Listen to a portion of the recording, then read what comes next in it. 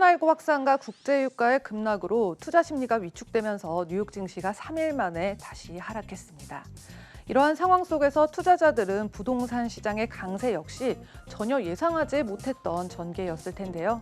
사상 최고치에 임박한 실업률에도 불구하고 여전히 미국 내 주택 가격은 오르고만 있고 주택담보대출 연체 수준은 2011년 11월 달 이후로 최고치로 높아졌습니다.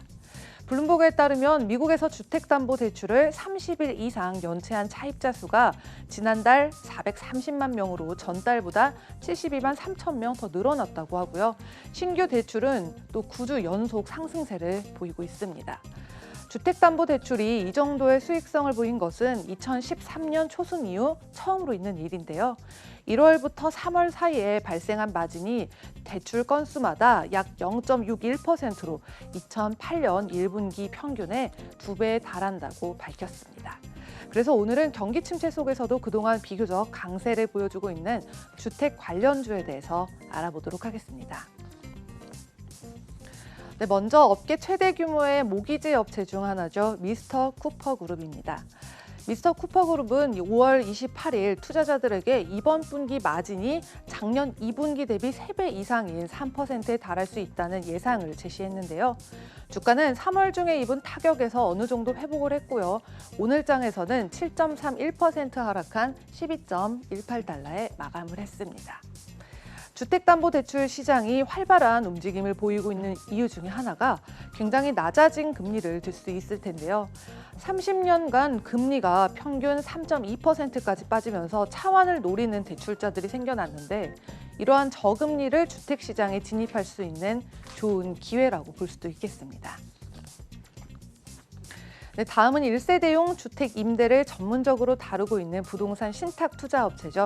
인비테이션 홈즈입니다. 코로나19 발발로 생활 수준과 전업적인 기대의 또 기준이 변화하면서 저금리 외에도 다양한 요인들이 생겨나고 있는데요. 모건 스탠리는 코로나 이후의 생활에 대한 보고서를 통해서 이미 미국 주택업계의 추세가 가속화되고 있다고 지적을 했습니다. 그리고 보시다시피 인베스팅닷컴의 분석가 16명 중에 11명도 매수 의견을 보이고 있는데요. 해당 보고서에서도 인비테이션 홈즈의 주식 매수 의견이 있었고요. 이는 아파트를 다루는 다른 리츠를 넘어서는 실적을 또 보여줄 수 있다는 걸 의미하고 있습니다. 그리고 1분기 실적 발표에서 4월 임대료 징수율이 과거 평균의 95%를 넘어섰고요. 임대료 일부를 지불한 경우는 또 2%도 채 되지 않는다고 하는데요. 주가는 월요일까지 지난 3주 사이에 62% 상승했고요. 오늘은 2.4% 빠진 27.27달러에 마감했습니다. 네, 다음 종목도 이번 추세에 편승한 주택 관련주 중에 하나인데요. 미국 2위의 가정용 건축자재 유통업체 로우스입니다. 이렇듯 로우스는 재택근무의 증가로 근무 환경 개선을 위한 주택 개조에 눈을 돌리는 사람들이 늘어나면서 수요 상승을 누리고 있는데요. 현재 30명의 분석가 중에 24명이나 매수 의견을 보이고 있고요. 또한 지난 3개월 사이에 주가 상승폭은 또 2배를 넘었고 오늘 장에서는 1.75% 빠진 131.86달러에 마감을 했습니다. 네, 마지막으로 미국 최대 쇼핑몰 운영업체 사이먼 프로퍼티 그룹입니다. 이 기업의 주가는요, 입주 매장들이 임대료 지불에 대한 어려움을 겪으면서 파산까지 신청을 하게 되면서 올해 들어서만 60% 이상 하락을 했는데요.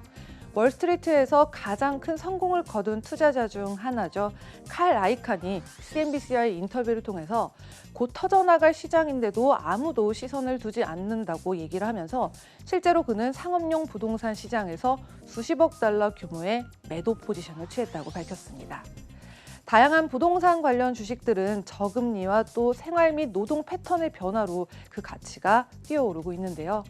이 중에서도 가장 큰 수혜를 본 분야는 특히 로우스나 홈디포와 같은 주택 개조 할인 업체와 또 모기지 대출 업체 등을 꼽을 수가 있겠습니다. 지금까지 글로벌 금융시장 심쿵 브리핑 펄스였습니다.